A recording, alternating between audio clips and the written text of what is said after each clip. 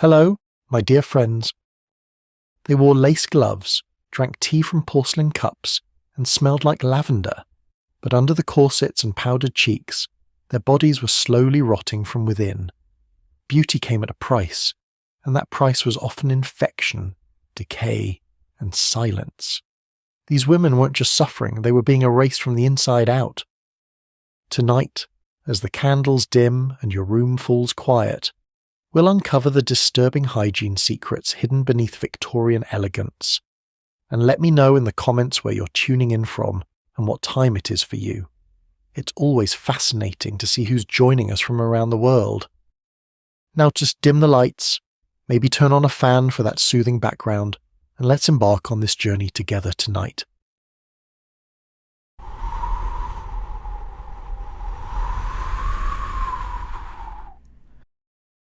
If someone entered a parlour in the 1880s and sat quietly among the women gathered there, the first thing they might notice would not be the heavy fabrics or the stiff postures, but the air itself.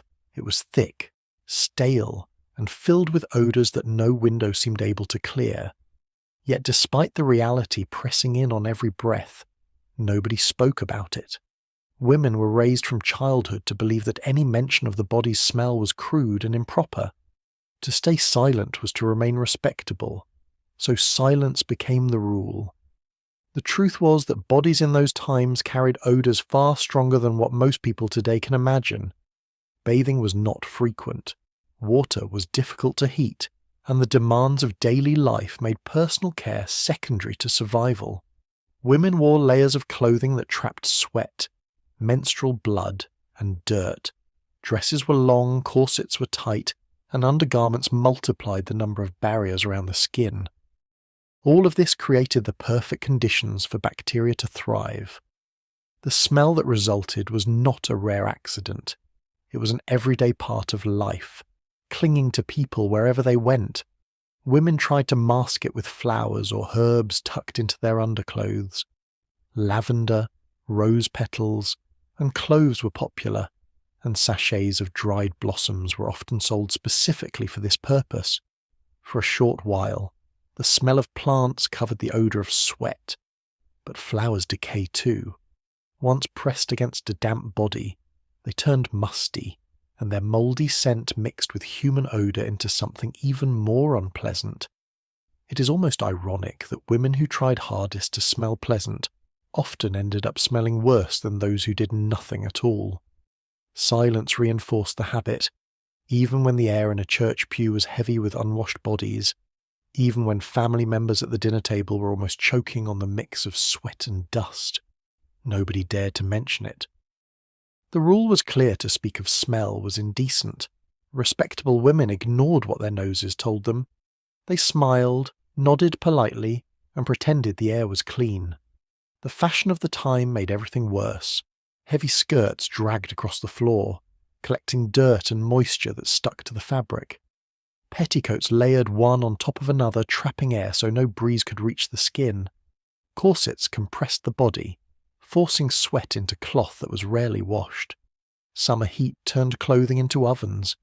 Winter cold did not help either, because women hesitated to change or wash their garments in icy water. Each season brought its own discomfort, and the odour remained constant. Inside the home, the situation was not much better. Bedding was washed infrequently, sometimes only once a season. Sweat and oil soaked into mattresses. Small rooms with little ventilation trapped everything inside. Families lived together in tight quarters, breathing the same stagnant air. Yet again, nobody admitted the truth. Odour was an unspoken fact of life, hidden beneath the polite rituals of society. Medical opinion did not challenge these customs. Doctors often described women's smells as signs of moral character rather than physical hygiene.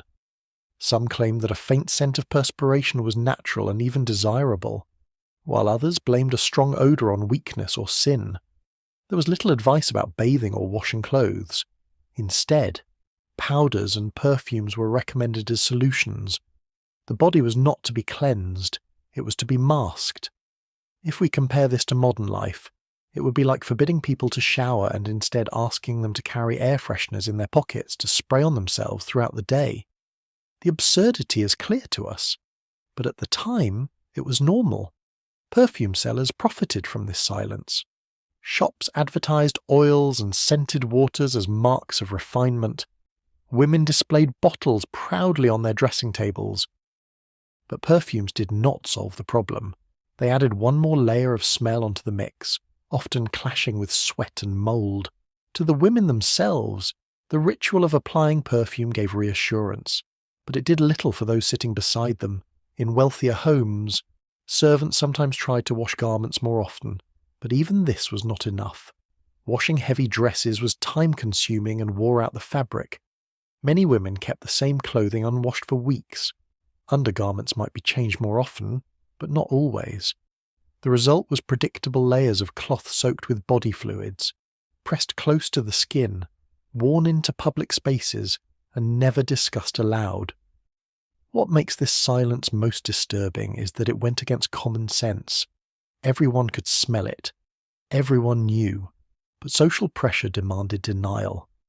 To admit what was obvious would be to break the fragile illusion of refinement. Respectability depended on pretending. Families accepted it, neighbours ignored it, and gatherings proceeded as if the air were clean. I find it unsettling to picture women forced to sit in crowded parlours, smiling politely, while knowing that everyone in the room was breathing the sour stench of unwashed bodies trapped inside layers of cloth. The denial had consequences beyond discomfort. Odour was often a sign of bacteria and infection. Trapped moisture caused skin rashes, sores, and fungal growths. Cuts or scrapes healed poorly under layers of dirty fabric. Illness spreads more easily in homes where nobody considers cleanliness important. By refusing to acknowledge smell, society also refused to confront the health dangers it represented. Even reformers who spoke about hygiene had difficulty breaking through tradition. Some doctors began to suggest that regular bathing might improve health, but their voices were faint. A few women's magazines carried cautious articles about washing, yet they often framed it as a luxury rather than a necessity. Most families continued their routines, bound by habit, cost, and social expectation. The silence was strongest among the poor. For them, water was expensive, soap was a luxury, and time was consumed by labour. They had neither the means nor the freedom to change habits. Their odour was strongest, but their voices were least heard. Society judged them for being unclean while at the same time denying them the resources to improve. The hypocrisy was heavy, and it hung in the air along with the smell itself. Looking back, the situation appears both absurd and tragic. A society that prided itself on refinement lived daily with odours it refused to acknowledge. Respectability was built not on reality but on denial. The body was treated as something shameful, never to be named, never to be honestly cared for. The smell that filled parlours, churches, and homes was more than a nuisance. It was evidence of a culture that valued appearances over health. The silence around body odour shows how appearances mattered more than truth in the lives of women during the 1880s. What was hidden under the layers of cloth often grew worse with every passing day, and when water itself was shunned, the skin began to crack, bleed, and suffer in ways that polite society refused to see. Water was not something a woman in the 1880s could easily rely on. In many towns, piped water was rare, and in rural homes it was absent altogether. Fetching water meant hauling it from wells, streams, or public pumps, then heating it if warmth was desired. This task took time and labour, and for women already burdened with household duties, bathing became a luxury. Instead of washing with water, they turned to substitutes. Some dabbed their faces with dry cloths, or brushed their skin with powders like cornmeal. It gave the impression of cleansing without the effort or resources required for true washing. The result was skin that cracked, bled, and aged before its time. Sweat and dirt settled into pores, sealed over by layers of powder or lead-based cosmetics. Rather than being removed, impurities were covered up again and again. Small blemishes grew into sores, and patches of skin took on strange colours from the chemicals applied daily.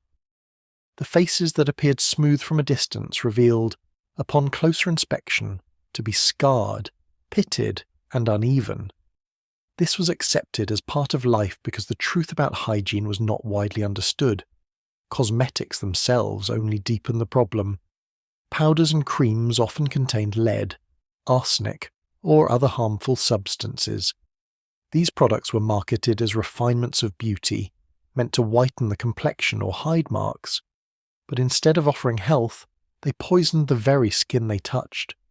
Women continued to apply them even as sores opened and discoloration spread, believing that a pale face was a sign of purity and class. It almost seems laughable that covering wounds with poison was treated as elegance. Yet that was the reality of the time. Some women followed peculiar rituals connected to superstition. There were those who only washed their faces once a month, choosing nights of the full moon for what they believed was a cleansing of the spirit. For weeks in between, their skin carried layers of sweat, powder, and grime. When finally washed, the effect was not renewal but irritation. Water on neglected skin often causes burning, redness, or infection. The very act of cleansing, so rare, shocked the body like a foreign intrusion. For poorer families, soap was expensive. Many relied on lye or harsh homemade mixtures, which stripped the skin raw. Rather than risk the pain, some chose not to wash at all. Others rubbed their faces with dry rags, hoping friction would scrape away dirt. But friction left the skin raw too, leaving scratches and welts that only worsened under powders and paint. The cycle repeated endlessly, with each attempt at care causing fresh harm. Magazines and advertisements pushed women toward more cosmetics, not less. Articles praised pale complexions and condemned freckles, sunburn, or natural colour. To maintain the expected look, women spread toxic pastes across their faces daily. Lead carbonate made the skin white but also destroyed it. Over time, cheeks hollowed, gums blackened, and hair fell out. Yet these signs were seen as an unfortunate fate rather than the direct result of daily routines. If we compare this to the present, it would be like people applying cleaning bleach as skincare every morning, convinced it was fashionable. That is how extreme the practices seem when measured by modern standards. The absence of water in daily life carried other consequences. Without washing, oils collect around the eyes, mouths, and ears. Dust stuck to them, creating patches of hardened grime that cracked painfully. Many women suffered from constant itching and infections. When they sought medical advice, doctors often dismissed their problems as signs of female weakness or hysteria. Hygiene was rarely suggested as a cure. Instead, more powders, tonics, and chemicals were prescribed, continuing the same cycle. In wealthier homes, bathtubs sometimes existed, but even there, regular bathing was discouraged. Doctors warned that too much water could weaken the body or invite illness. Women who wanted to bathe were told to resist the impulse. Instead, they sprinkled scented waters on their hands or pressed perfumed cloths to their skin. These gestures replaced real cleansing with ritual. They gave comfort, but they did not stop the skin from suffering. Inside cramped neighbourhoods, the situation was worse. With entire families sharing small rooms, privacy for bathing did not exist. Water was too precious to waste on skin. It was saved for cooking or cleaning dishes, not for washing faces. Women accepted this hierarchy of needs, but their skin bore the cost. Cracks along knuckles, sores along cheeks, and rashes beneath clothing became part of everyday existence. The silence surrounding odour was matched by the silence around the appearance of skin. Women rarely admitted to one another the full extent of their pain. A face covered in powder looked normal enough in public. Underneath, the skin might be bleeding or peeling. The gap between appearance and reality grew wide, and in that gap, women suffered quietly. I cannot help but think of the pain of carrying wounds in plain sight yet pretending they were signs of refinement. The idea of water as dangerous persisted well into the century. Some claim that exposing the skin to water opened the body to disease. Others said that it ruined the delicate balance of female health. These beliefs kept women from even attempting regular washing. Instead, they clung to their powders, perfumes, and superstitions. It was easier to follow the custom than to question it. Over time, the effects accumulated. Women in their 30s often looked decades older. Skin sagged, cracked, and discoloured. Scars were common. When illness struck, the body's weakened surface only made infection worse. Yet these outcomes were normalised. No one expected women to have healthy skin. They were expected to have pale faces, no matter what pain it required. By the later years of the century, reformers began whispering about hygiene. A few doctors suggested bathing might strengthen rather than weaken the body. Some women's clubs experimented with new routines, sharing advice about soap and water, but these were exceptions, not norms. Most women remained bound by tradition, cost, and silence. Their skin continued to suffer, and society continued to pretend that pale faces were worth any sacrifice. The story of cracked, unwashed skin shows how ordinary life could turn cruel when knowledge was lacking and tradition was strong.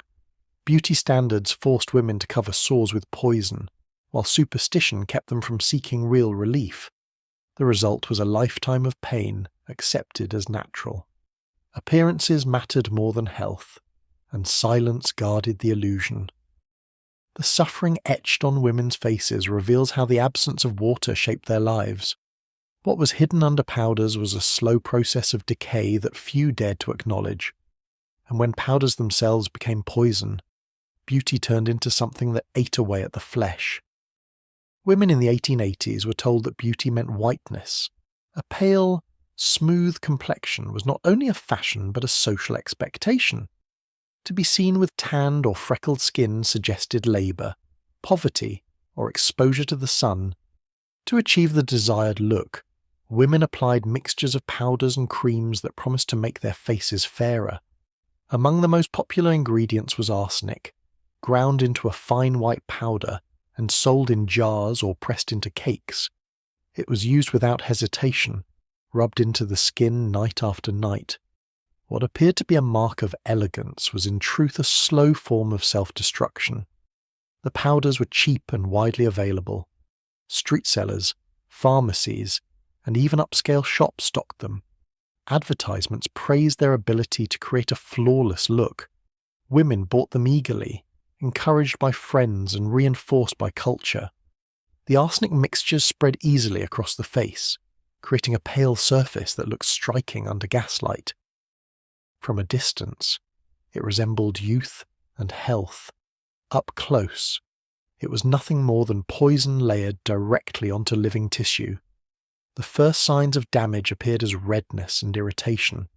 Many women ignored these changes, assuming they were temporary. When sores opened or blisters formed, the explanation offered was not that the product was harmful, but that the body was showing proof of purity. It is grimly amusing that wounds were seen as refinement rather than warning. Women believed that enduring the pain was evidence of discipline.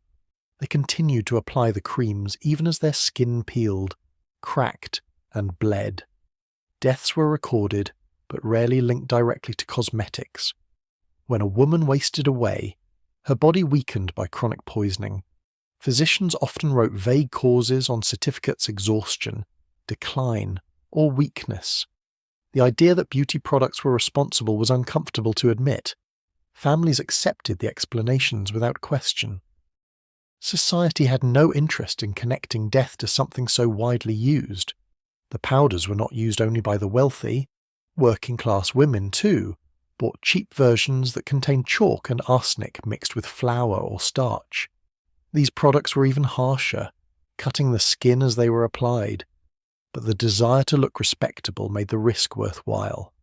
Appearance was a ticket to dignity, and dignity was considered more important than health. Women in both classes shared the same suffering, though in different degrees. Cosmetic use was often a nightly ritual. Women rubbed arsenic powder onto their faces before bed, believing it would work better during sleep. In the morning, they applied more to cover the marks of damage. The cycle never ended. What was meant to make them look younger actually aged them more quickly. Hollow cheeks, sunken eyes, and discoloured patches revealed the toll.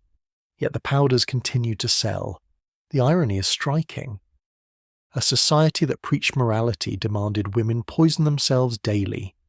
Advertisements framed it as self-care, while doctors stayed silent. Families saw mothers, sisters, and daughters growing weaker, but accepted it as fate.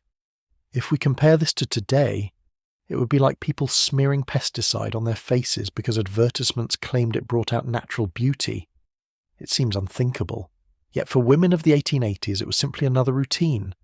Some women carried jars of powder in their bags, applying it several times a day. Others shared recipes among friends, passing down mixtures of arsenic, lead, and vinegar as if they were family traditions. These homemade preparations were no safer than those sold in shops. In kitchens and bedrooms, women blended their own poisons, pressing them into cakes with spoons and cloths. The tools of daily life became tools of slow harm. The silence surrounding this practice was similar to the silence about odour or lack of bathing.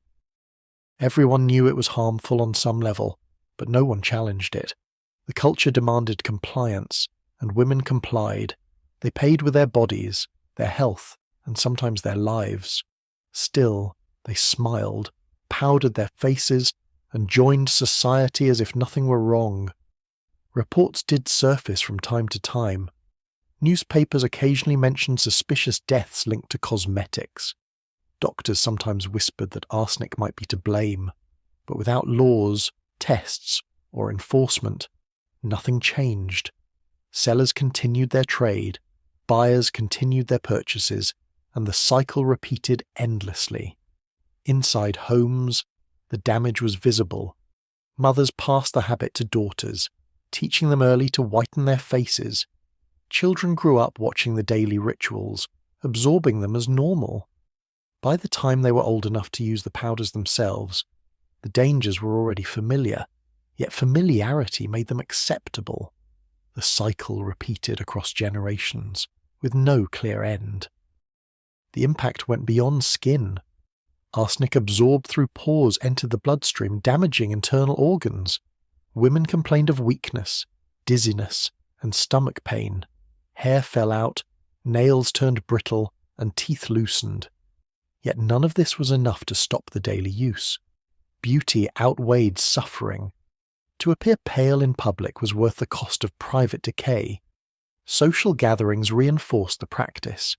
Women compared appearances, noting whose skin looked the whitest. Compliments were offered for complexions that were, in truth, the result of poison. The very signs of harm became marks of pride. Weakness was recast as refinement, and illness was framed as elegance. I find it chilling to imagine entire rooms of women smiling with hollowed cheeks, believing their decay was proof of grace. The lack of regulation made everything worse. There were no official inspections, no bans, and no consistent warnings. Sellers faced no punishment, and buyers had no protection. The market thrived because denial allowed it. Suffering remained private, while public life demanded conformity. The result was an endless display of pale faces covering damaged flesh.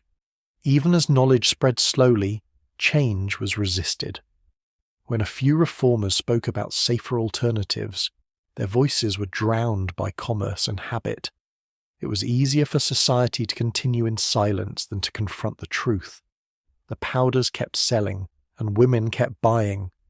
The system sustained itself until new standards of hygiene much later began to take root. The story of arsenic cosmetics reflects the cruel contradiction of the 1880s. Women were expected to embody purity, yet the tools provided for that purpose ensured decay. What was sold as beauty was in reality a slow, quiet form of rot. It was visible, it was painful, and it was deadly. Yet it was also normal. That is what makes it so disturbing to look back upon. The daily ritual of applying arsenic powder shows how appearance ruled over health in the lives of women. What was painted on their faces looked smooth at first glance, but beneath it the flesh broke down silently. And when the illusion extended to the hair itself, the poisons of beauty reached into every strand. Hair was one of the most visible markers of femininity in the 1880s, and women were judged by its length, thickness, and sheen. To maintain what society considered attractive, they turned to recipes that were passed down in families or shared among neighbours. These recipes often sounded more like punishments than treatments. Rotten eggs and fermented urine, both from animals and from humans, were used as common ingredients. Mixed together, they created a foul paste that women rubbed into their scalps. It was believed to make hair stronger and shinier, though the smell lingered long after the treatment ended. The use of urine in particular was widespread. Cow urine, collected after being left to sit in buckets until it soured, was thought to contain properties that cleansed the scalp and encouraged growth. Women massaged it into their roots, sometimes mixing it with herbs to disguise the odour, but the smell could never truly be hidden. The idea that something so unpleasant could be considered healthy is difficult to imagine today. It almost feels comical that women thought a head soaked in ammonia was a mark of refinement. Yet it was accepted as normal practice. Eggs, too, were part of these treatments. Not fresh eggs, but eggs that had spoiled, producing a sulphurous stench when broken open. The rotten yolks were beaten into pastes and spread across the hair like modern conditioners. The sulphur was believed to strip away grease and add shine. Instead, it left hair sticky, heavy, and rank. Still, women endured the discomfort because they believed it was necessary. Hair was considered a source of power and allure, and to neglect it was unthinkable. Women who could not afford oils or perfumes turned to whatever household items were available. The availability of eggs and the ease of collecting urine made them reliable substitutes. Applying them became a ritual, performed in kitchens, backyards, or bedrooms with bowls and cloths. The act was messy, smelly, and degrading, but it was framed as self-care. Washing the hair did not follow immediately. After treatments, women sometimes left the mixtures on their scalps for hours or even overnight. When they did rinse, it was often with cold water poured outdoors from buckets.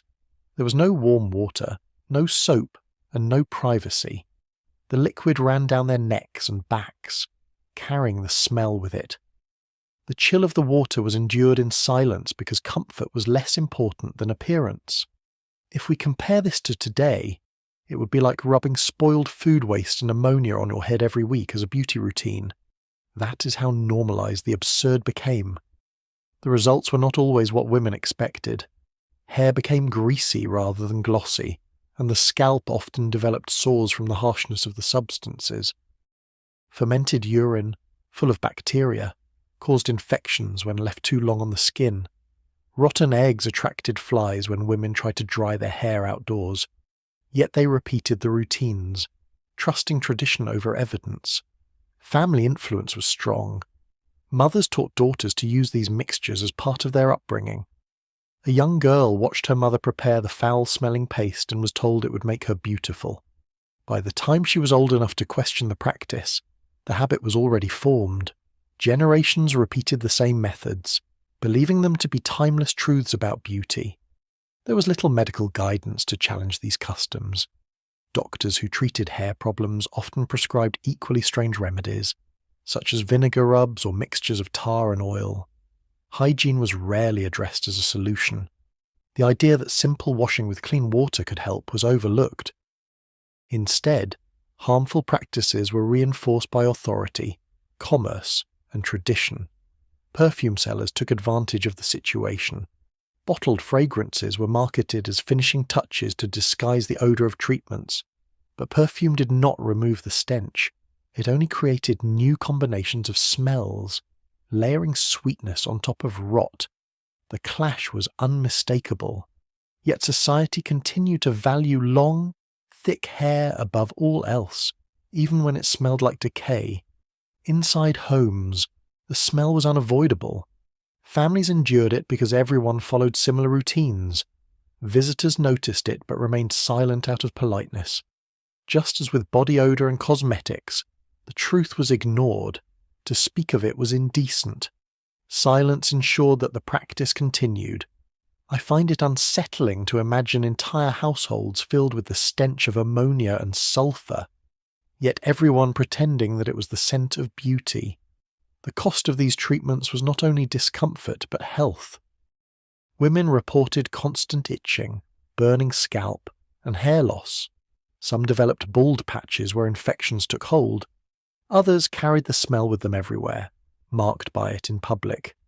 The irony was clear: the pursuit of attractiveness often led to the opposite. Still, stopping was difficult when culture demanded conformity. Poorer families were especially reliant on these practices. Without access to manufactured oils or imported products, they used what they had. Eggs and urine were free or nearly free, making them attractive choices. Wealthier women might add rosewater or imported tonics, but the base remained the same. Across class lines, women endured the same foul routines, united by tradition.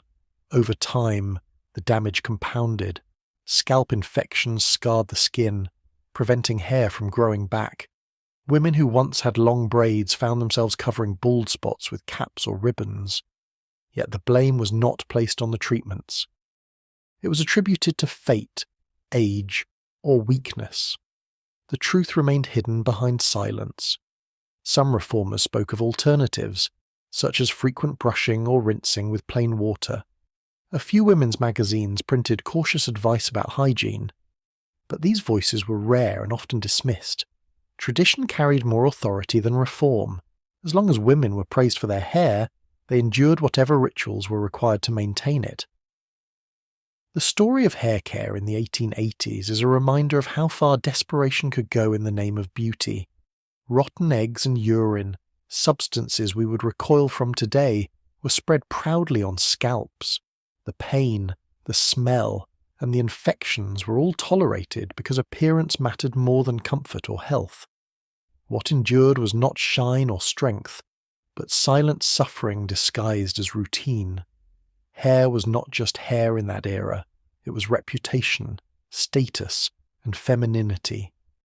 Women sacrificed their comfort to meet expectations, believing that the ends justified the means. What looked like natural beauty in the mirror was often the result of decay hidden beneath the surface. The smell clung to them, but silence kept it unspoken. The foul rituals of hair care show how tradition, ignorance, and pressure combined to create suffering. Women carried the stench with them daily, believing it was a mark of refinement, and when they lay their heads down at night, their pillows absorbed the same mixtures, turning rest itself into another place of infection. The lengths women went to for their hair reveal how beauty was defined by suffering. What they rubbed into their scalps promised allure but delivered illness, and when they lay their heads in beds that were rarely washed, the filth of the body and the filth of the home joined together in silence.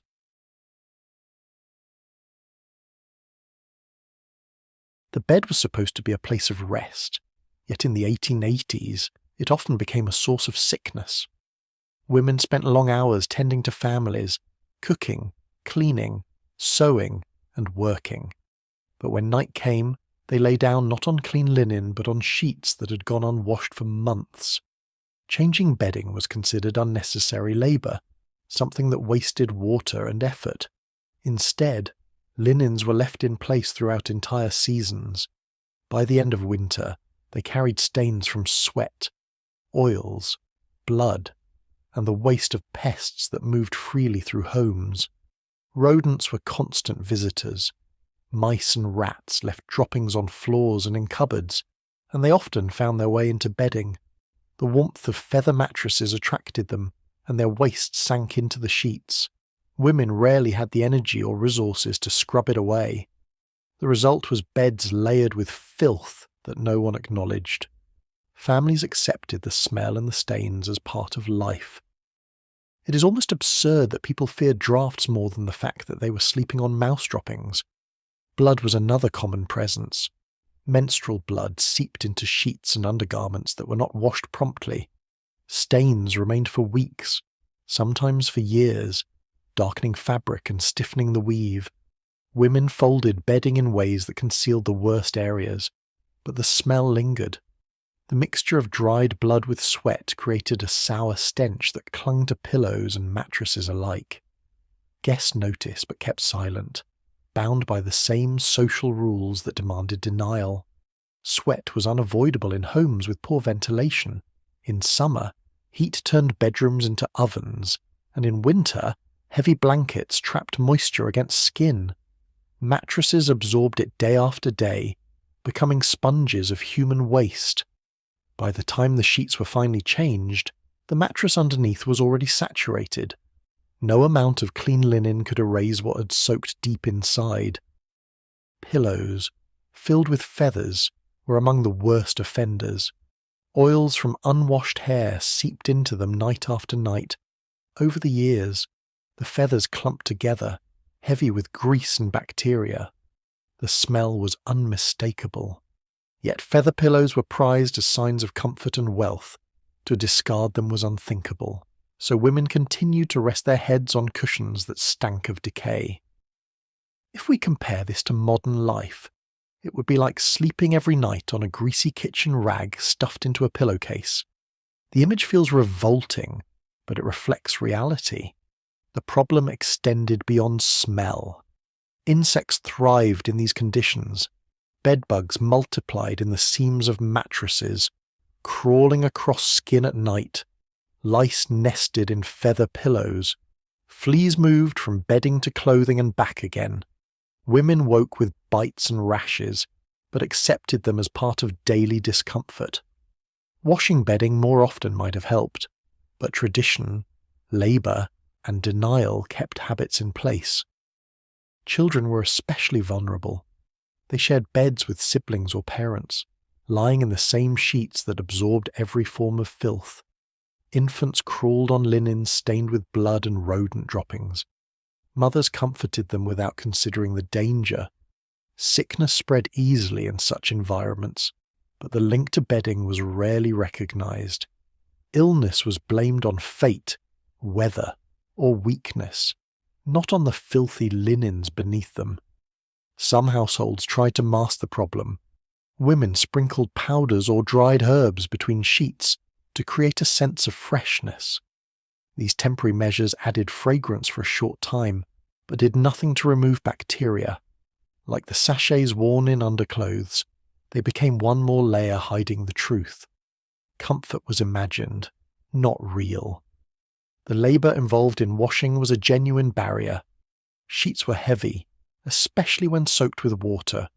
Heating water required chopping wood and tending fires. Scrubbing meant hours bent over tubs. For women already carrying endless burdens, the idea of changing bedding weekly or even monthly felt impossible. So they postponed it, sometimes for entire seasons. By spring, the sheets that were finally washed revealed the marks of everything that had passed through life in winter blood, sweat, waste, and dirt. Wealthier homes had more linen, but even they did not always change it frequently. Servants were tasked with washing, and mistresses often considered the work beneath them. To demand frequent changes meant more expense and more strain on staff. As a result, even respectable houses carried the same hidden filth. Beneath polished appearances, the reality of bedding remained unchanged. The silence was powerful. Just as with body odour or cosmetics, people ignored what their senses told them. To speak of it was shameful, a violation of propriety. Families accepted filth as invisible. Visitors pretended not to notice. Respectability demanded denial, and denial kept the system intact. I cannot help but feel horrified at the thought of women lying down each night on sheets crawling with vermin. Yet considering themselves proper and refined, medical authorities offered little guidance. Some doctors suggested that fresh air and sun could cleanse bedding, but few households followed the advice. Instead, beds remained in dark rooms, never aired out, never exposed to cleansing light. Disease spread easily in such conditions, but the cause was never linked to the bed itself. Hygiene as a concept was not yet strong enough to challenge habit. The toll on health was clear. Rashes, fevers, and infections flourished. Bed sores formed in the elderly, worsened by dirty linens pressing against the skin. Children sickened quickly, their weak bodies unable to resist the bacteria surrounding them. Women bore the responsibility but lacked the knowledge and resources to change. The cycle repeated generation after generation. Even reformers found little success in challenging these practices.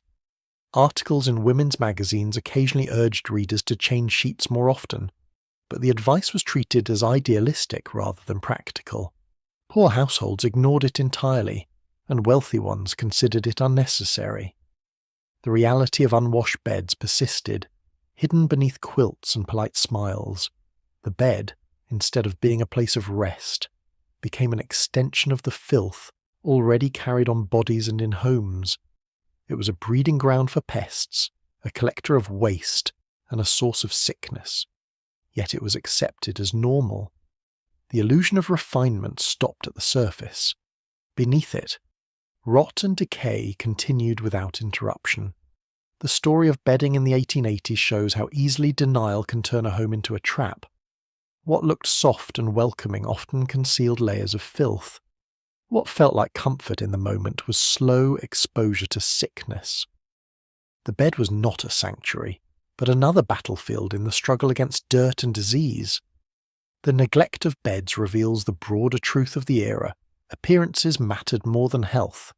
Women kept their homes looking proper while sleeping each night in filth. It was a contradiction they endured silently, bound by custom and circumstance. And when death came unexpectedly, no one thought to blame the sheets beneath their heads.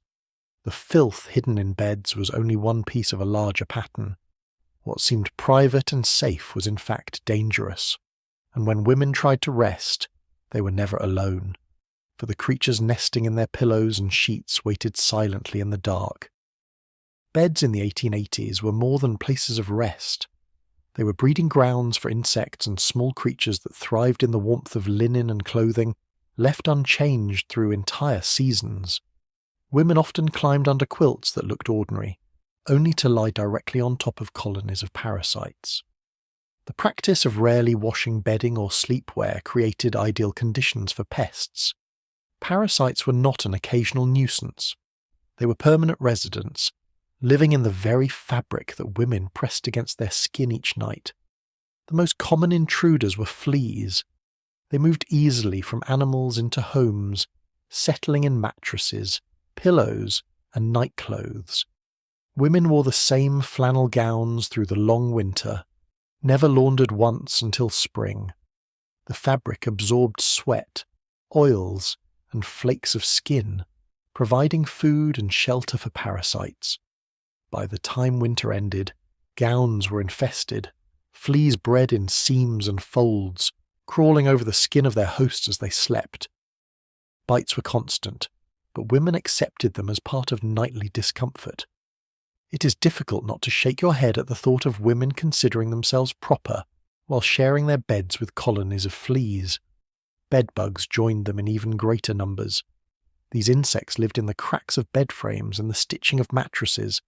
At night, they emerged to feed, leaving behind rows of itchy welts.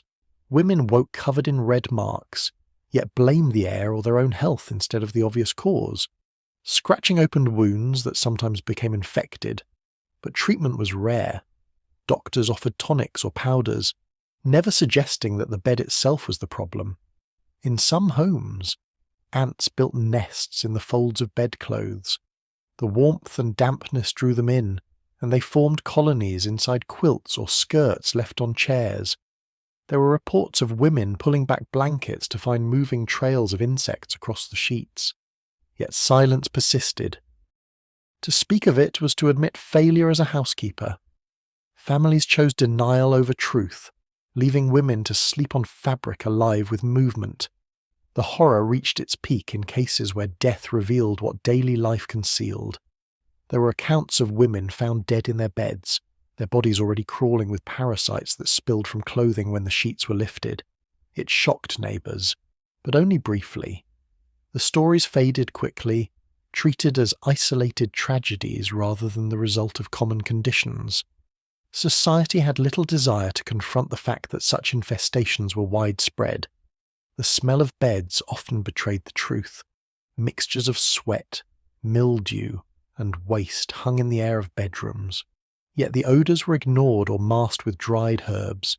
Sachets of lavender or cedar were tucked into quilts, offering temporary fragrance that mingled with the stench.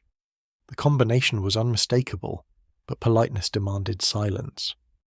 If we compare this to modern times, it would be like discovering a nest of cockroaches in your blanket, but convincing yourself it was just part of ordinary home life. The denial feels shocking, yet it was routine in the 1880s. Poorer households bore the brunt of these infestations. Their bedding was limited, often only a single mattress or quilt used by an entire family. With multiple bodies sweating and bleeding on the same cloth, parasites thrived. Children slept alongside parents, exposed to the same creatures. The smallest bodies were bitten most severely, but families rarely understood the cause of their children's fevers or rashes. Illness was blamed on bad luck, not on the crawling pests in the bed. Even wealthier households were not immune. Feather mattresses and goose-down pillows were expensive, but they were also perfect environments for parasites. Oils and sweat from unwashed hair seeped into the feathers, creating clumps where insects nested. Servants tasked with shaking and fluffing bedding often disturbed the pests but could not remove them. Infestations persisted behind closed doors, no matter how polished the home appeared. Nightclothes themselves were rarely cleaned. Women wore the same gowns for weeks or months, letting layers of sweat and oils harden into the fabric. Fleas and lice thrived in these conditions, hiding in seams and collars. By the time garments were finally washed, they were stiff with filth. Some were never cleaned at all, simply patched when they tore. The parasites within were carried forward into each new season. Attempts to deal with pests were primitive. Some households burned sulphur in rooms, hoping smoke would drive insects out. Others sprinkled ashes or powders into mattresses, with little effect. The measures were temporary at best. Parasites returned quickly, nourished by the unwashed bodies and fabrics that surrounded them. The cycle was endless. Women carried the bites and rashes as silent burdens. To complain was to risk shame. Admitting infestations meant admitting failure, so they endured in silence, scratching their wounds at night and covering them with clothing by day. Families lived in denial while their members suffered. I find it almost unbearable to imagine women dying quietly in beds, their last moments spent in garments alive with fleas and lice, while their neighbours whispered only about propriety. The damage extended beyond discomfort. Infections from bites spread quickly in dirty environments. Scratches opened skin to bacteria, and fevers followed. Some deaths, recorded vaguely as exhaustion or weakness, likely stemmed from the infections bred in filthy beds. Yet no one acknowledged the link. It was easier to accept tragedy as fate than to admit it came from neglect. Magazines occasionally warned of pests, but their advice was superficial. They recommended fresh air or sunning linens, but few households followed through. Beds remained in dark, unventilated rooms. Parasites thrived out of sight, secure in silence. Reformers who spoke louder were dismissed as alarmists. Tradition carried more weight than truth. By the time spring arrived, the damage was already done. Sheets were stained, gowns were stiff, and mattresses were alive with pests. Washing came too late to undo months of infestation. Families endured the consequences, then repeated the same cycle the following winter. No lesson was learned, because no one dared to speak the truth. The reality of these infestations was not hidden from sight. People scratched constantly, smelled the odour, and saw the stains. Yet silence held everything together. Appearances were maintained at the cost of health and comfort. Beds that should have given rest delivered suffering instead. The story of beds alive with parasites shows how denial, poverty, and tradition shaped life in the 1880s. Women lay down each night not in safety but in filth that moved across their skin. Death sometimes revealed the full horror, but life itself was filled with smaller versions of the same truth. Beds in that era reveal the grim contradiction of respectability. Outwardly, proper families lived with infestations they refused to name. The silence allowed suffering to continue unchecked, and in the darkness of unwashed rooms, the smallest creatures thrived where humans rested. What lived inside beds made sleep itself a risk. What looked like comfort was filled with danger, and when women tried to rise in the morning, they carried the marks of the night still on their skin. The belief that alcohol could cleanse the body extended beyond drinking in the 1880s. For many women, it entered their most private routines. They were told that strong spirits were powerful against disease, and so whiskey and other liquors were used not only for comfort but for hygiene. Cloths dipped in whiskey were pressed against their most sensitive areas, with the hope of preventing illness and maintaining cleanliness. This practice was spoken of quietly, sometimes whispered between women, sometimes recommended in magazines that disguised it as medical advice. What it left behind was not health, but pain. Whiskey burned on contact with skin. Applied to the most delicate tissue, it caused immediate stinging. Women endured it because they believed the pain meant it was working. Redness followed, and then peeling of skin. Some experienced rawness so severe that walking became difficult. Yet rather than stop, many continued the ritual, convinced that suffering was a sign of discipline. It is almost darkly humorous that women thought searing pain was evidence of cleanliness. The burns went deeper than surface irritation. Over time, repeated use of alcohol led to chemical burns. Scabs formed, tissue cracked, and bleeding occurred. Infections took root in wounds that were opened daily by harsh treatment. Women endured cycles of injury and recovery, never questioning whether the remedy itself was to blame. The idea of applying plain water was dismissed as ineffective or even dangerous. Tradition and superstition made whiskey seem like the safer choice. Social pressure added to the burden. Women who refused to use these methods were labelled as lazy or improper. They were told that to avoid the discomfort was to invite disease or to signal loose morals.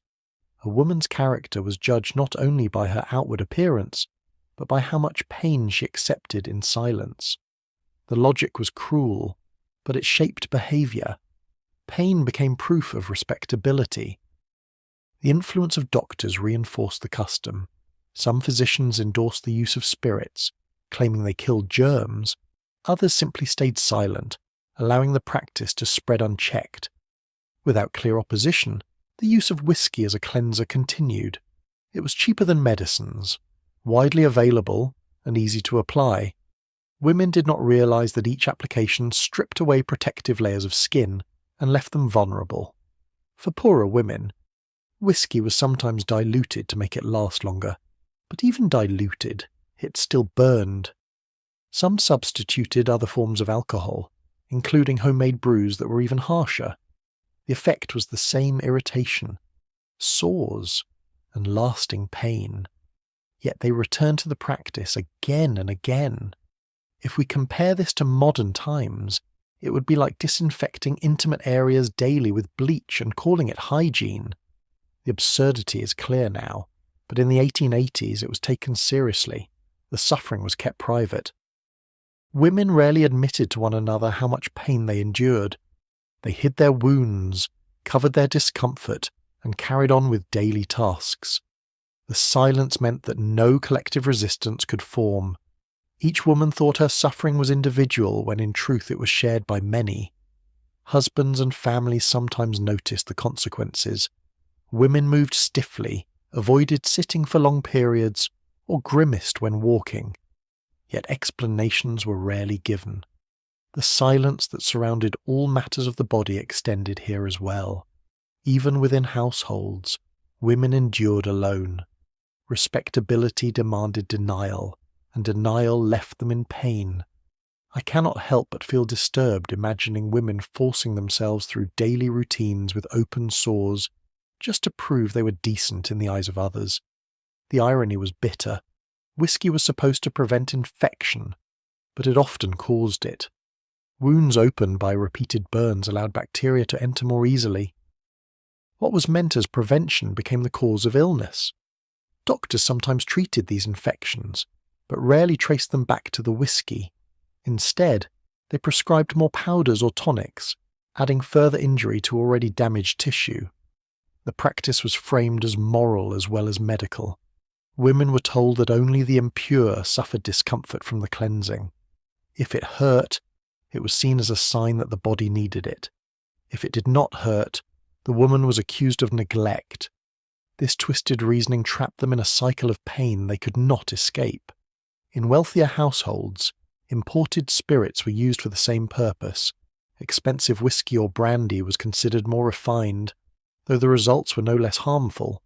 Servants sometimes prepared the clothes, adding a layer of humiliation to the routine. No matter the class, the practice spread widely, binding women together through shared but unspoken suffering. Magazines and advice columns only made things worse. Articles describe the benefits of spirits in vague but persuasive language. They promised purity, health, and attractiveness. None mentioned the burns, scars, or infections. Women trusted the printed word, believing it reflected authority. In truth, it reflected ignorance and commerce. The daily impact was heavy. Tasks already difficult became harder when every movement caused pain. Childcare, laundry, cooking, and walking to markets were done with constant discomfort. Yet women rarely complained. Complaints risked judgment, and judgment was worse than pain. So they endured, moving silently through days filled with hidden wounds. By the end of the century, some reformers began to criticize the use of spirits for hygiene. Doctors slowly recognized the harm, though their warnings were soft. It took years for attitudes to change. Until then, women continued to damage themselves in the name of purity. The scars they carried were rarely spoken of and often ignored even when they contributed to illness or death.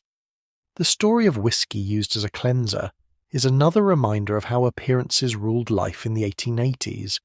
Women were trapped between fear of disease, demands of respectability, and ignorance about health. What they endured was not hygiene but torture disguised as routine. The pain was unnecessary, but they had no way of knowing. What women believed was a safeguard was in fact another source of suffering. What they thought proved their respectability only exposed their vulnerability. And when they placed their faith in alcohol, they traded comfort for wounds that left marks both seen and unseen. Women's lives in the 1880s reveal a pattern of rituals that caused more harm than good. Each custom promised purity but delivered pain. Each silence allowed suffering to continue. And with every application of whiskey, the illusion of cleanliness grew while the body weakened. In the 1880s, the mouth was one of the most neglected parts of the body. Dentistry as a profession was in its infancy, and for most families access to a dentist was impossible. Women lived their lives with teeth that decayed early, gums that bled constantly, and mouths that carried odours impossible to hide. Without regular cleaning, food remained trapped between teeth until it rotted. Infections spread quickly, turning cavities into abscesses.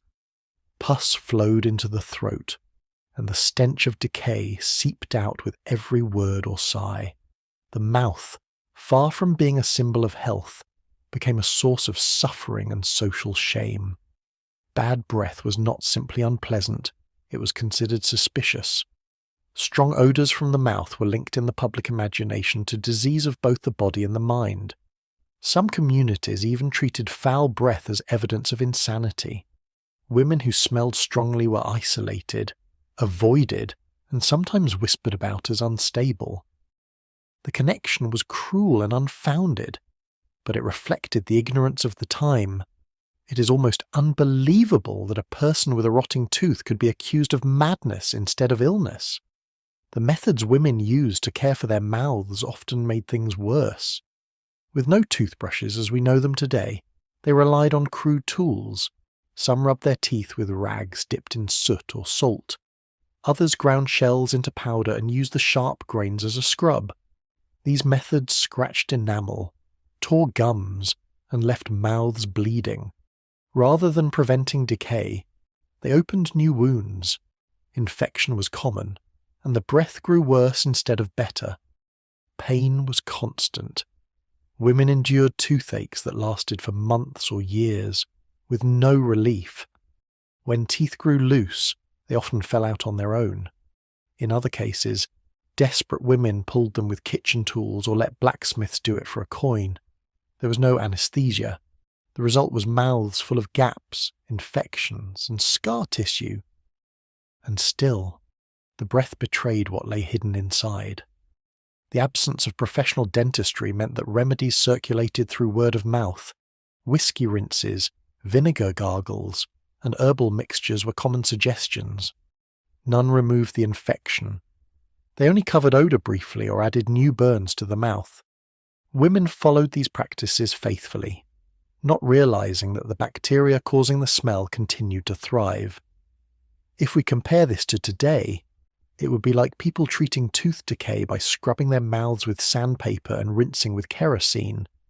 The thought feels absurd, but for them, it was normal.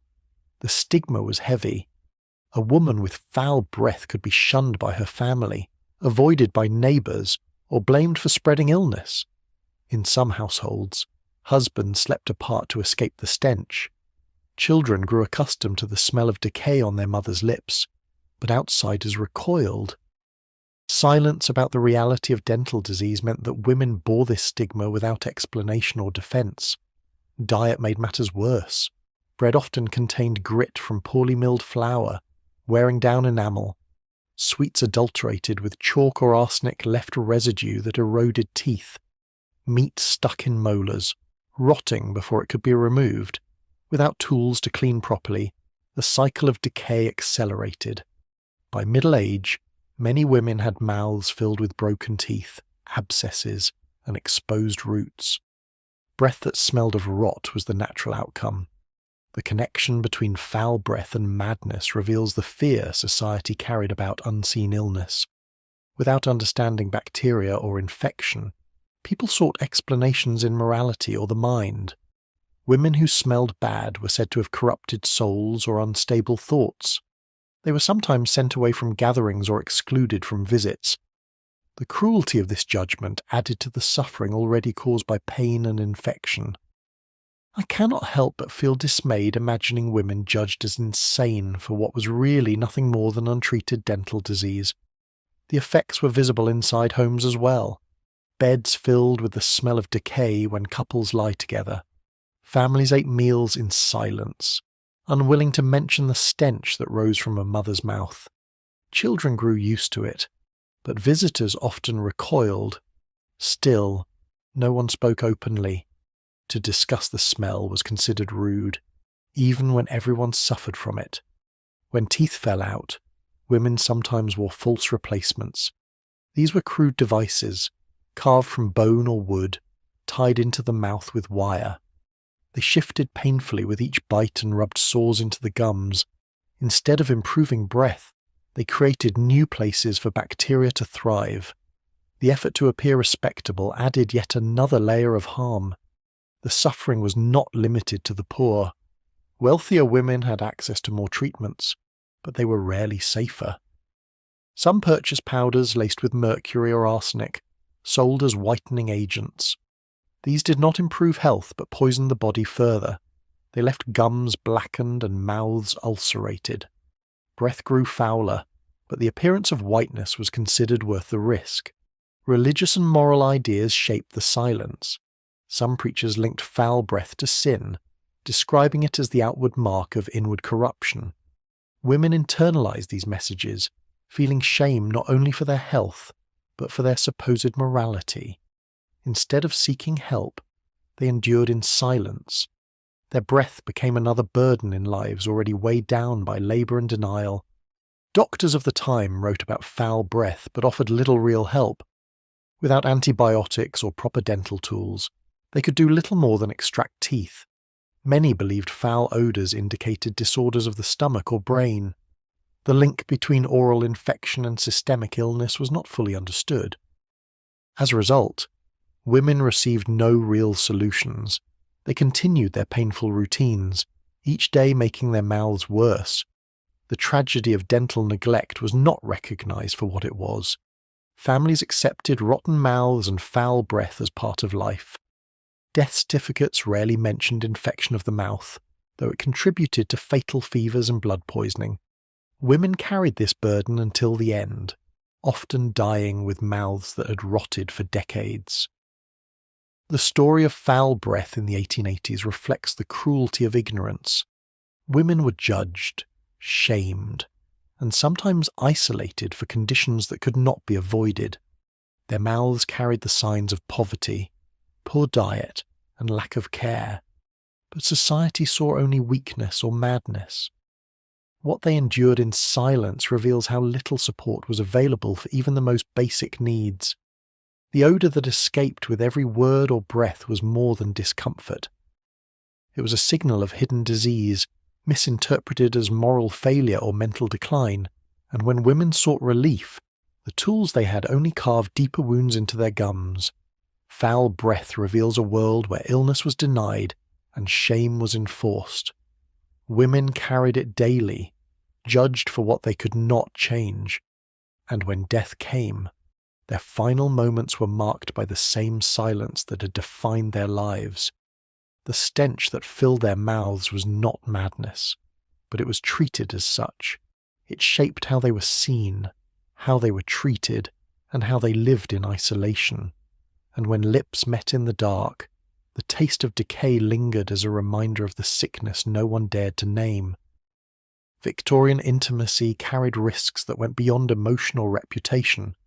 In a world where dentistry barely existed and medical understanding of infection was limited, even a kiss could be dangerous. Breath was not only foul but often loaded with disease.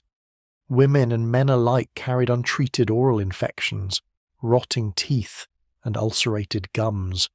When lips met, pathogens passed as easily as affection. What should have been a gesture of closeness often turned into a silent exchange of sickness. Many couples choose to sleep apart for this very reason. The stench of rotting mouths made sharing a bed unbearable. Husbands and wives created separate sleeping arrangements, not out of coldness, but out of survival. In homes where space was tight, this separation was a luxury, yet still pursued by those who could afford it. For others, tolerance was forced, and the smell of decay filled the night air. To them, intimacy was not comforting, like it was suffocating. It is strangely grim to think that for some, avoiding a kiss was as essential as avoiding spoiled meat. Sexually transmitted diseases added to the danger. Syphilis was rampant in the 1880s, spreading through both obvious and hidden encounters.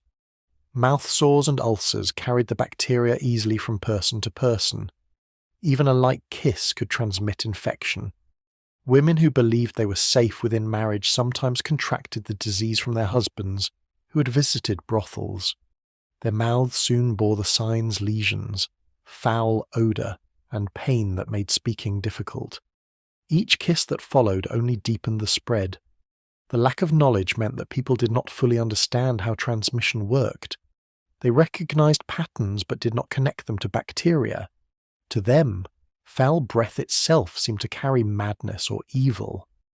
When women's mouths emitted smells of rot, neighbours whispered about curses or divine punishment.